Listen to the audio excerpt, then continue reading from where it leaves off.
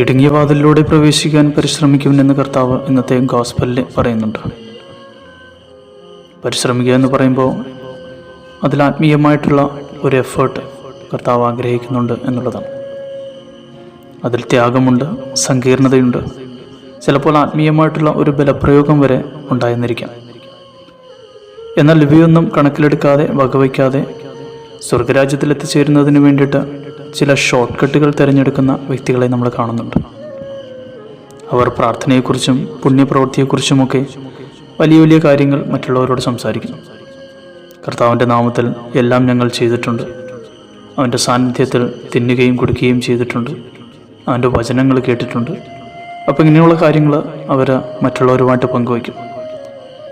എന്നാൽ അതിൻ്റെ ഭാഗമായി വരുന്ന ത്യാഗത്തെക്കുറിച്ചും ക്ഷമയെക്കുറിച്ചും അവർ സംസാരിക്കില്ല. കാരണം ആ ഒരു അനുഭവത്തിലൂടെ അവർ കടന്നുപോയിട്ടില്ല. അവരെ സംബന്ധിച്ച് ആത്മീയ ജീവിതം ഒരു ഈസി സ്പിരിച്വാലിറ്റിയുടെ വലയത്തിലാണ്. അതൊരു വലിയൊരു അപകടം കൂടിയാണ്. ഇങ്ങനെയുള്ള ഒരു ജീവിതശൈലി തിരഞ്ഞെടുക്കുവാൻ വേണ്ടി മറ്റുള്ളവരെ പ്രേരിപ്പിക്കുകയും ചെയ്യുന്നവർക്കെതിരെയാണ് കർത്താവ് സ്വർഗവാതിലുകൾ അടച്ചു കളയുകയും അവരെ അവഗണിക്കുകയും ചെയ്യും എന്ന് പറയുന്നത്. നമ്മുടെ ആത്മീയ ജീവിതം ഒരു ത്യാഗ മനോഭാവത്തോടു കൂടിയായിരിക്കണം. സീറോ ഷോർട്ട് കട്ട് ഒരു ചിന്ത എപ്പോഴും നമ്മുടെ ആത്മീയ ജീവിതത്തിൽ ഉണ്ടായിരിക്കണം. കാരണം നാം എല്ലാവരും വിളിക്കപ്പെട്ടത് കൃപയെ ലക്ഷ്യമാക്കി യാത്ര ചെയ്യുന്നതിന് വേണ്ടിയാണ്.